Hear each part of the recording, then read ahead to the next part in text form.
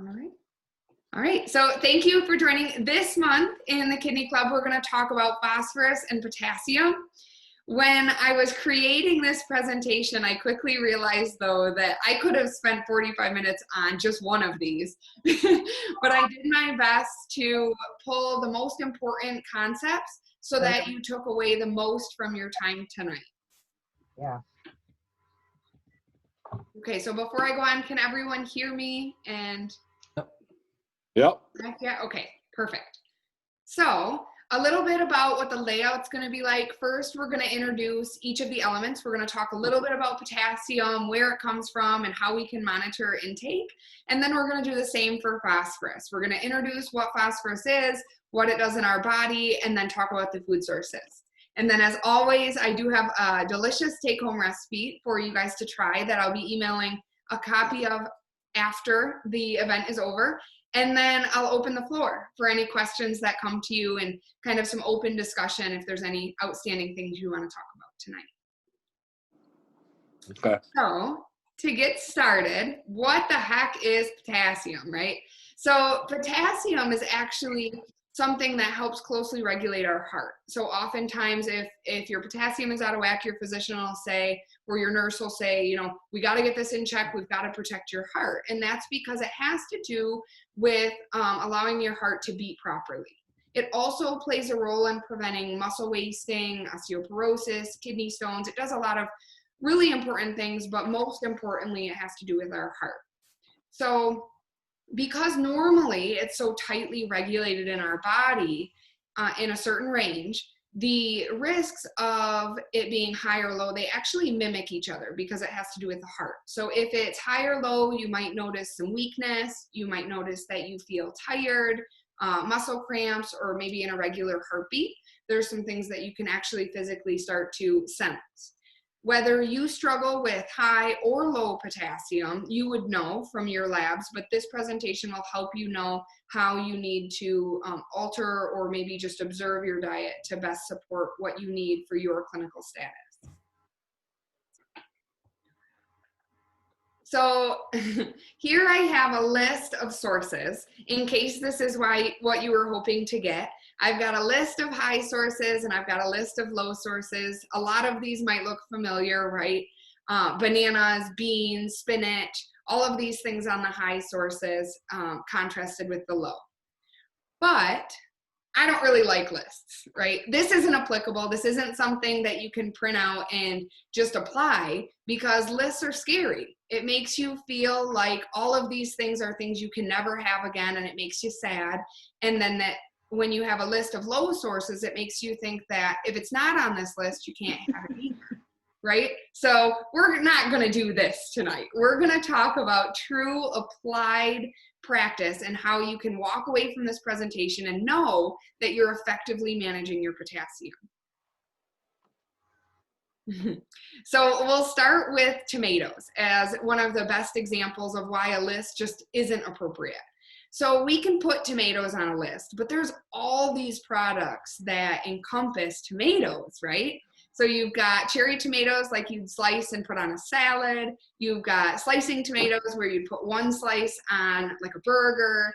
And then you've got sauces where it takes a multitude of tomatoes to make one little jar, right?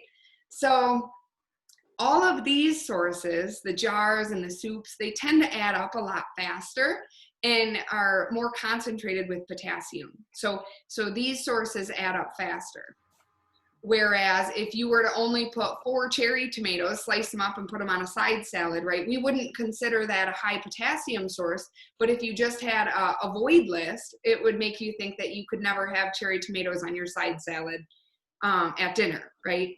So can we wait for the end to ask questions? You know, do you have a question? I'd love a question. Okay, well, I brought a visual aid, and it's pizza I made today. Okay. And so I make my own crust, and I make my own sauce with no salt in it. And the sauce is tomato paste with a lot of water, and it cooks down with herbs in it. And I usually put some spinach on it, and I've been thinking I shouldn't eat it, but I do it anyway because I like spinach is healthy, you know. Yeah. So, but I limit my my intake to like 1 slice. So I have tomato and I have spinach. Is this okay to eat, or is this too big a piece? Wow, you almost would think that you had my slides before tonight. This is an awesome example. Yes. So this is prime. So 1 slice of pizza would be definitely okay to enjoy for dinner.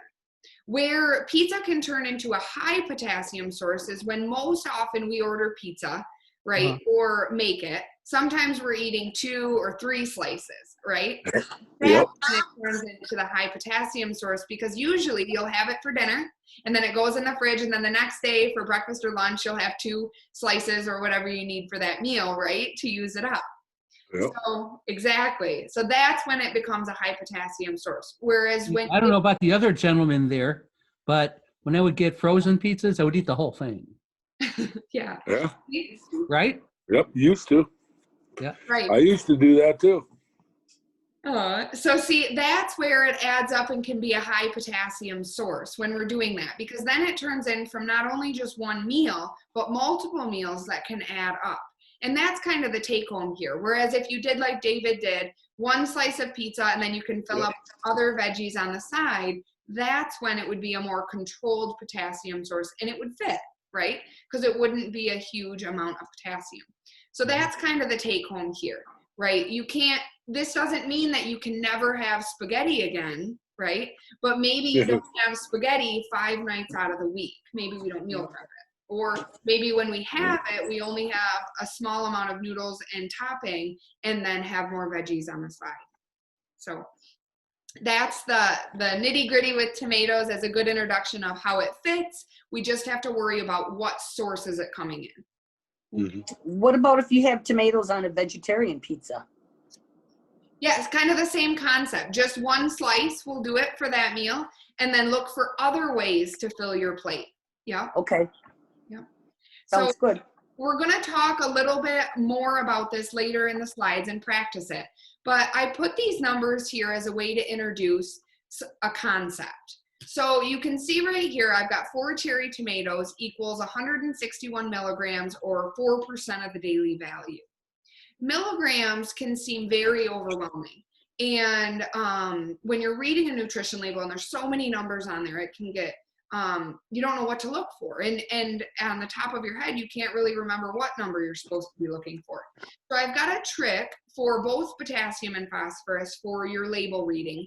And that's to look at the daily value and choose products that are lower than 12%. So like on your cherry tomatoes, 4 cherry tomatoes, if you sliced them and put them on your side salad, that would only provide 4%. So that would be okay to incorporate. But if we had a whole cup of cherry tomatoes, that would easily get closer to that 12%. And you would know that if you were having a cup of cherry tomatoes for a snack every day, that would turn into a high potassium serving. But just a few on your side salad would fit and be within the recommended amount. All right. So next we have chocolate. This is another one that the blanket statement is just not enough, because chocolate encompasses a whole slew of other things, right? When we hear about chocolate, we think a Hershey's bar. We think sitting down and eating candy, when in fact, sometimes it's not just that. It can be other things like cereal or granola bars or dairy products that chocolate is used as the flavoring, or an insure, it could be a supplement. All of those things can be what's correlating to a high potassium. So I wanted to give you some tips on how we can not only find if potassium is within some of those products for you, but also help curb and make it more of an appropriate serving size. So I pulled a common cereal, Reese's Puffs. These are delicious, but what we'll notice is that when consumed with skim milk, the potassium serving size in Reese's Puffs is 8%. So what's tricky about food labels is each food label tells you how much a serving size is of a certain product. In this cereal, it's 3/4 cup. Okay, so how many of us, when we sit down to breakfast, only measure out 3/4 cup of any cereal? No, not me. No. A common serving size is more like 1.5 to 2 cups, if we're being completely honest, right? So what that means is that this cereal, which at the grocery store you might be thinking, oh, it's got 8%, this is going to be a good option. When we're actually getting home, if we double, which would be 1.5 cups of the cereal, it turns into 16%, right? Because we're doubling what we're eating. Yep. So it easily turns into a high potassium serving. So cereal is one of those where sometimes it's added into as a preservative and a flavor agent. In this case, chocolate had a little bit to do about it, because in chocolate it's naturally occurring. But cereal can be a point where we can find some added potassium that we just didn't know was there. So The other problem I have yeah. is that it's so refined it doesn't fill you up. So one time I took like a box of Trix or something like that, which was terrible, and I had it as a snack, and before I knew it, the box was half gone because it felt like I didn't eat anything. Yeah, so you can see where it would add up. And I'll give you a side note, because I know we visited briefly in previous sessions about fiber, specifically the balanced plate one, but that brings up a good point. When you're choosing your cereals, if that's something you commonly consume, to help with that, you can look for ones that are higher in fiber, so that you're getting a little bit more from your cereal than that feeling of, not being satisfied. So that was a good point. Thank you for sharing. Yeah. So the other example I've got here is chocolate milk. And this is the label for chocolate milk. I showed this one because it's a little bit different. Not all food labels look the same, but how you would find it on here is you just find potassium and then see that it's about 10% the daily value in 1 cup of chocolate milk. So when we use chocolate milk, usually when I'm visiting with different clients or members, they share that chocolate milk is usually a staple for them, right? It's something that they enjoy with their meal. So usually drinking a cup or 3 cups a day of chocolate milk or normal milk. So whereas that could be a lower, if we're just looking at the daily value, it seems like that works. But at the same time, if we remember the concept, okay, I'm going to have 3 cups of this, that means that the daily value is 30%, and that's providing a lot of the potassium of your day. Okay, so all of these things can add up. So if we keep using this trick, it can be a way to minimize the potassium in your routine and just take the potassium off from the top of your day. So another one that we have a hard time with is potatoes. This is another common culprit when I'm doing food records with people that we have the hardest time with, honestly, because potatoes, no matter how you spin it, a whole potato or French fries, they're all going to provide as high potassium servings. But it doesn't mean that you don't ever, eat a potato again. We just need to talk about how to fit it in. So some samples, if you're out to eat and your non-negotiable when you're in the fast food line is always French fries, right? Maybe we try not to get the large. Maybe we get a small, which would cut the potassium in. Or maybe you can wait till you get home and instead you slice your own potato and only eat half of the potato in a little olive oil in an air fryer so it's crunchy. And that would save you some sodium as well. Baked potatoes are a huge thing in the summer that we all enjoy, but to help you if you're, at a party or somewhere where you can't control what you're eating and you still want the baked potato, then maybe you choose all lower potassium foods at your meal, and maybe you only have half of the baked potato, which would then only be providing 10% of your potassium for that. Is there potassium in the peel? The potassium's in the whole product. So the peel or the insides, where you can, that's a good question, because how you can get potassium out of veggies, no matter which high potassium veggie it is you can actually soak them. It's called leaching. So you could soak your potatoes for let's say 15 to 20 minutes, right? You're leaching it out. You get rid of the water you soaked it in. And then, and this is over like a medium to low heat. You're heating the product. And then, so you get rid of that water, and you can do this up to 2 times. And then you'd still have the potato if you left it whole. And you could put that in the fridge and use it later because you've already leached the potassium out of it. Or you could use that to then make your mashed potatoes or whatever it is that you're making with those potatoes. So if you have the time, you can leach potassium out of different products as well. Yeah, I haven't had a potato in about 8 months. Okay, yeah. Omission is good, but I'm also real life, right? It's going to happen. Right. There's going to be times where you have a hankering for potato soup and feel like it's the end of the world and you can't live without it, and you can fit that in too. Maybe in that instance, if your family recipe calls for 3 potatoes for that stock pot of soup, maybe you only use 1 potato and then amp up the bulk of your veggies in that soup. So you're still getting the soup that you want, but you're minimizing the potassium in it. Yep. All right. Any other questions before we move on from potatoes? I thought there was a lot of sugar in potatoes.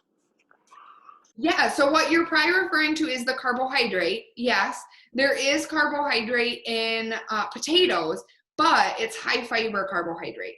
So it would be better to have a whole food source of potatoes rather than these French fries, right? Right, a baked potato over the French fries completely. I agree, 1,000% right there. Yep. So, but the sugar, if we do have some members tonight that are diabetic, the sugar in a potato is 1 serving size of a potato is enough for a meal.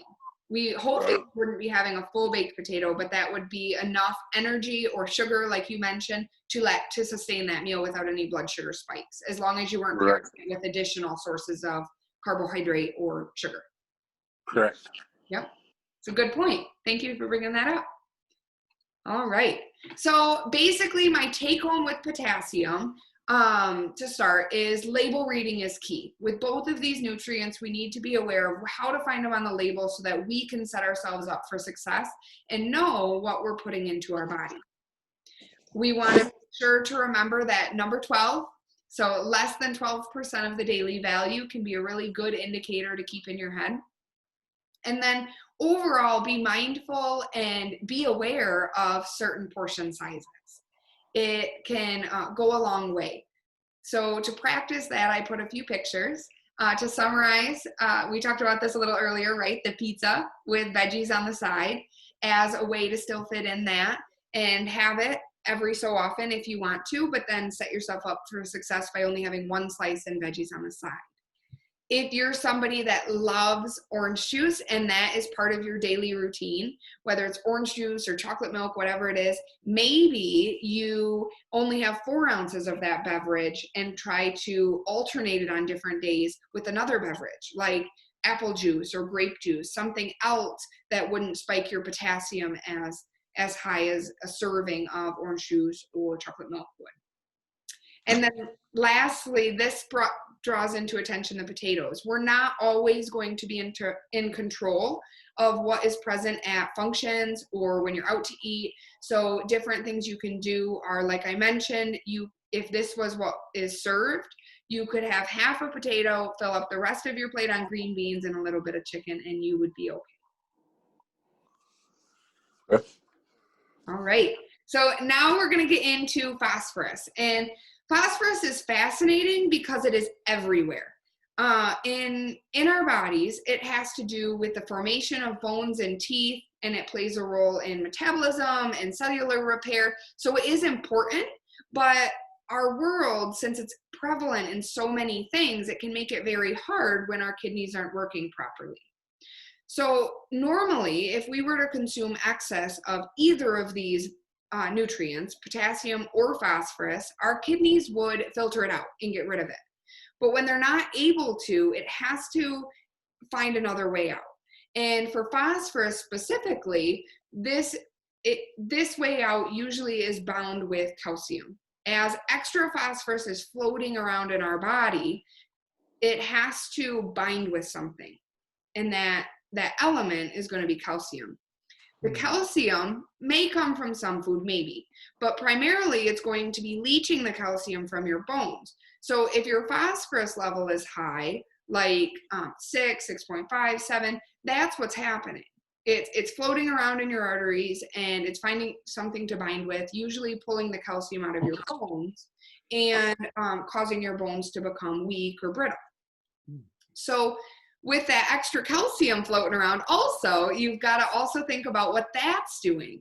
And that's where the arterial calcification or the artery risk comes into play. Because ultimately, and I know a few of you were referred by Dr. Bashir, so you may have heard this phrase already, but you may have heard that phosphorus is the silent killer. And they say that because unlike potassium, where you can feel the implications, you can feel weakness, you can feel irregular heartbeats, you can feel those things. You can't really feel if your phosphorus is high. Some people do get itchy sometimes, others don't. And we can't really feel all of these things going on in our body, and our arteries becoming at risk and our bones weakening. Those aren't things we can feel. So we don't tend to think about it as much, but it's just as important. So where the risk comes is elevated phosphorus over time, right? So continued high phosphorus. But if we can get a handle on it now, before it gets to that point, and keep it low, you'll just be better off in the long run anyways. So that's what I wanted to teach you today, tips on how to label read and identify phosphorus in products so that you can get a kickstart and set yourself up for success long-term. Minimize the exposure and stress on your kidneys. All right. So again, a food list, in case you were looking forward to that when you came here, I did put them on for both. But again, I just don't think that these do you justice. I don't think that they help you as much as is possible. So we're gonna pinpoint a few high sources that are common culprits and talk about some substitutions we can make for those. Question? How many units of vitamin D should we be having? Because I'm only taking 400. Is that too little? Yeah, so that's a good, he's asking about vitamin D because, so vitamin D. I mean, vitamin D, yeah. Yeah, no, and I just want to take a little bit of time to bring up why that plays into part. So I mentioned calcium and phosphorus, but the other player in that puzzle is vitamin D, like you mentioned, because commonly, if your phosphorus levels were elevated, your body would stimulate and encourage your body to absorb more vitamin D and calcium, and it has to do with this whole cellular connection. Sometimes, if your PTH or your phosphorus is out of whack, a physician will use vitamin D to help even this balance out. So the answer to your question is that's going to be specific to your labs. And I would love to deep dive into that further later because each person is going to have unique recommendations. Okay, thank you. And some people don't even need vitamin D depending on the stage they're at. So yeah, that was a good question. All right. So we mentioned the list, but now we're moving on to the sources. So we practice label reading with potassium, but there's another piece to the puzzle that I'm going to throw in, and that's where the sources are coming from. There's two types of sources of potassium and phosphorus. There's organic, like our whole foods. In this picture, you see our beans and our nuts and things that have naturally occurring elements in them, like phosphorus and potassium. And then there's the flip side. There's inorganic sources of phosphorus and potassium, and those come from process selections. So things that we, as humans, have, stuck our heads in and come up with a new product, process it, taken it from its original state and made it into something new. Because during that process is when we add additives that for preservation and flavor and all of these reasons, they have added potassium and phosphorus into them. The difference between these two products is that organic sources, where the potassium and phosphorus is naturally occurring, your body is only going to absorb 30% of that, and the rest is going to be passed through and used in digestion in other ways. Whereas inorganic sources, when potassium and phosphorus has been added as additives, your body is going to absorb 100% of that. So what I mean by that is if you have two comparable products, one has 300 milligrams, but it is a naturally occurring source, right? Maybe a cup of beans. Let's theoretically say that has 300 milligrams of phosphorus in it. But then we have refried beans, right? A comparable product, but something that we have done something to, and that has 300 milligrams of phosphorus in it. Your body's going to absorb all 300 milligrams. Okay, so you can see where it would add up a lot quicker with inorganic or processed sources than it does whole foods. All right, so to translate label reading to phosphorus as well, it is a little bit trickier because unlike potassium that is usually up here on the food label, phosphorus is a little bit harder to find.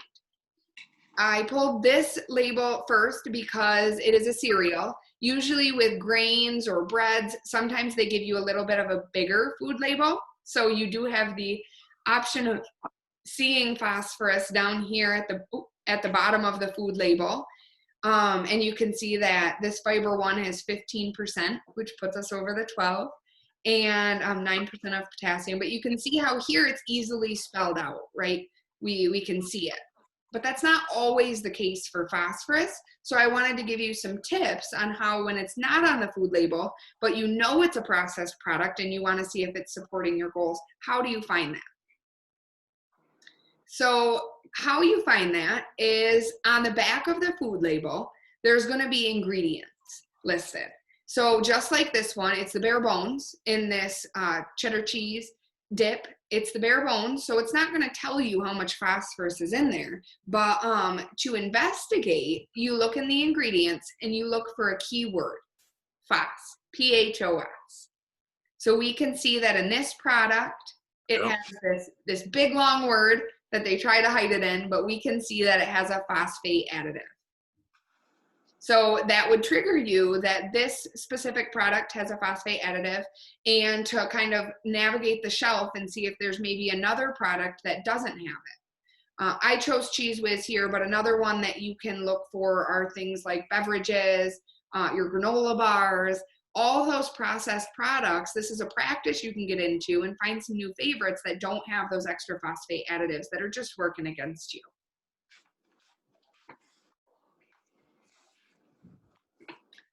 This one I wanted to pull up because this is a granola bar that has no phosphate additives, which is wonderful because I went through this ahead of time. But what I wanted to point out is the difference. So even though this one doesn't have any phosphate additives, those inorganic sources, it still has some organic sources of phosphorus because we know that nuts and chocolate are high in both potassium and phosphorus. So even though it's naturally occurring, it's not going to be on the label. So that's where knowing some of the things that are high in both of those elements can come in handy. It doesn't mean that this is off the table because like we said, we're only going to be absorbing 30%. So if this was a favorite flavor, this would fit probably, but maybe only once a week or twice a week. And on those other days, you could try something that didn't. So maybe the oatmeal flavor, or the original flavor, whatever it was, strawberries, something like that, that would be a little bit more supportive of your goal, and you keep these for special occasions when you just have that hankering for that flavor. All right, another product that is high in phosphorus, that's a common culprit for a lot of levels that are high, is dairy. And to show you the difference, I pulled two different products. I pulled classic dairy milk, cow's milk right here. And I pulled a soy milk, a silk milk. Has anyone tried this before? Almond milk and rice milk. Okay, those are both good ones too. Yeah, so those are gonna be kind of the same concept. What we're comparing here is animal versus plant, okay? And what you can see is for all of these sources, it's going to be a relatively same comparison. But what you can see is that in 1 cup of cow's milk, we've got about 11% of potassium and 25% of phosphorus. But if we simply substitute for a plant-based option, we lower both of those. And potassium goes from the 11% to 7%, and phosphorus goes from 25% all the way down to 6%. So even though this is naturally occurring, this again is taking the added phosphates, the added potassium out of your day right off the top. So you don't have to worry about them as much by a simple substitute. They do make plant-based sources of all of these things listed. They make plant-based cheese. One of the labels or products that I really like around this area that we're all living in is the Daiya brand. It's DAIYA. That can be a fun thing to substitute here and there. Not only do they do sliced cheeses, but they also do different boxed products like mac and cheese, if that's something that you love in your routine. And that would be plant-based, so it would take back a little bit more of your phosphorus and potassium. Yogurt and ice cream, they're doing a lot of really fun things with plant-based products as well. So they have your soy yogurts, but they also have different nut milks and yogurts as well. So getting creative there can be kind of fun to find new products, but a good way to make a substitution that better supports your goal. Because for a lot of us, milk can be a drink, but we also use it in a lot of things, right? We use it in cereal, we use it in oatmeal or in cooking. So if we can simply substitute for one that can mimic the same thing, it can help overall. There's a cream cheese that I buy, and it's tofuti. It's made out of tofu, and it's cream cheese spread. It takes a little getting used to, the flavor, but compared to nothing, it's pretty good. Oh, that's fantastic. Yeah, so looking for those plant-based options and even bringing them to the Kidney Club when we have these meetings, it's a fun way to find something new that supports your goal so you're still getting the things and the elements in your meals that you love and you don't feel restricted. That's wonderful. Want me to get the container? No, you're okay. Oh, okay. Yeah. So for beverages, this is another hot spot that can add up that we don't even really think about a lot of the time. So if you like anything on this side, right, like iced tea, lemonade, Pepsi, Cola, Dr. Pepper, or fruit punch, all of these are going to have those phosphate additives in them. All of those on that side commonly have some sodium added too. So it's two things that aren't really supporting your overall wellness goals or protecting your kidneys, we'll say. So I wanted to give you some substitutions, right? Because that's the important part. Well, if you have to get rid of something, what are you going to switch it with? So if you like iced tea or lemonade, this brand, Crystal Light, has a lot of different drops available that can mimic those flavors that you know and love. Crystal Light tends to be one of the lower sodium drops that you can find, and most of them don't have added phosphates. A few of them do, but most of them don't.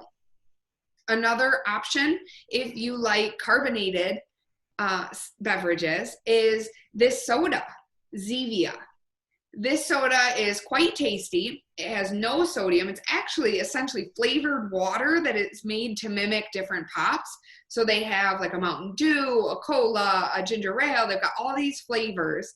And it's sold at Meijer or Walmart, any common grocer. But it could be another way to get in soda that would be more supportive of your goals than a classic version. Some other ones that don't have added phosphates are Fanta, Canada Dry, and root beer as well.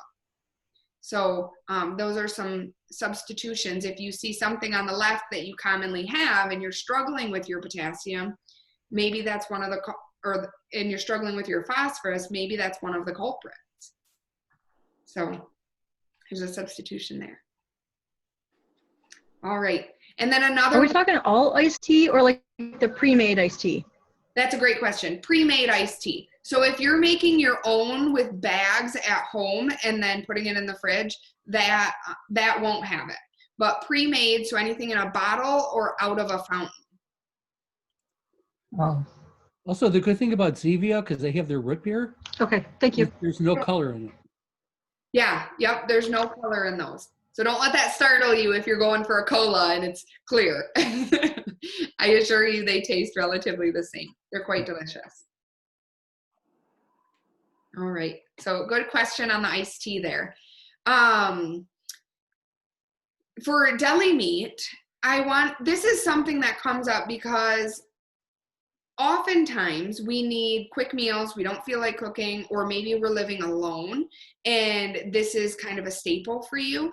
There's a few ways that you can get around not only the sodium, but the added preservatives like the phosphorus and potassium. And one of the best ways is to keep an eye out for when meat goes on sale and buy it and cook it yourself. So, you know, buy a few chicken breasts, buy a few whatever meat it is that you like on sandwiches, cook it yourself, season it yourself, and then put it in little freezer bags so that you can pull it out. That will by far be the best way to make sure that you don't have any additives.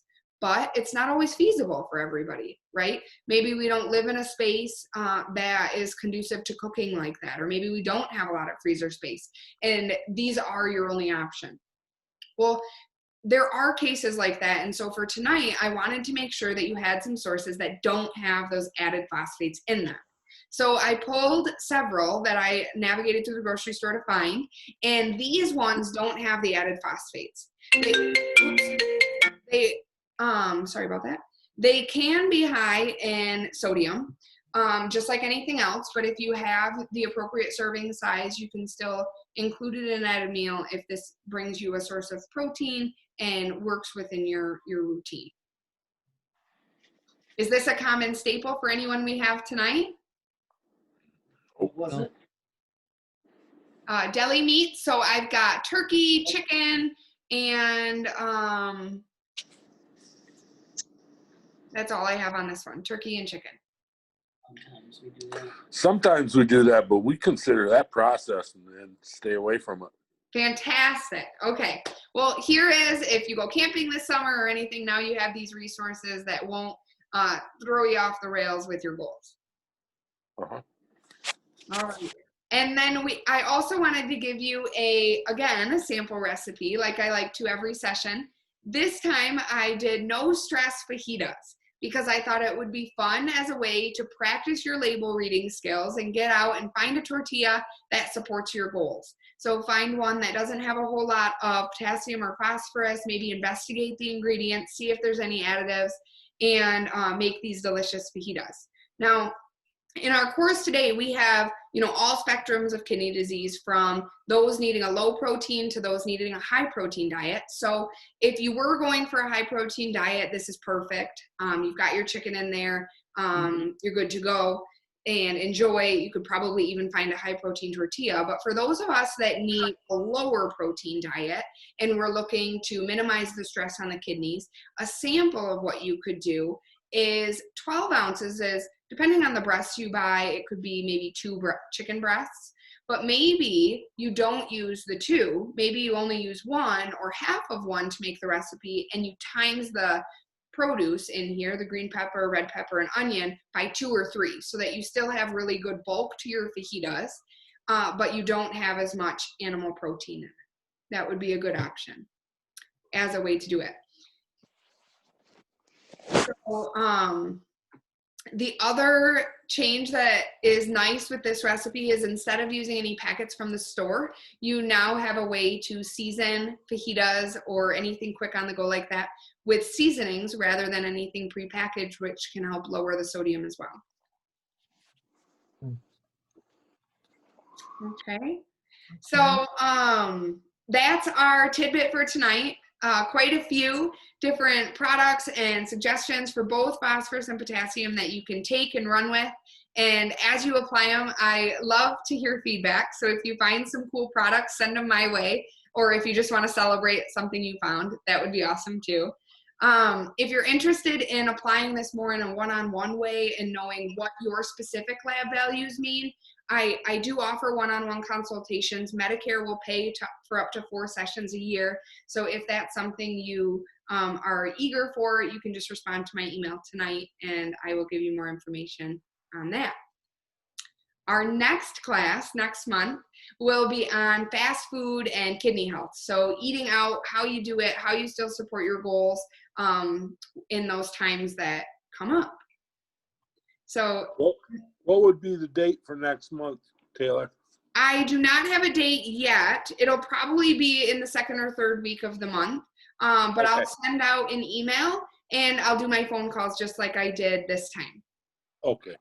Okay. Just give me a couple days notice. That's all I'm asking. You got it. Oh, I appreciate it.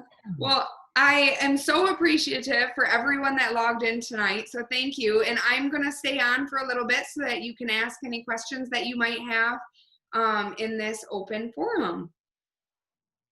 Sounds good.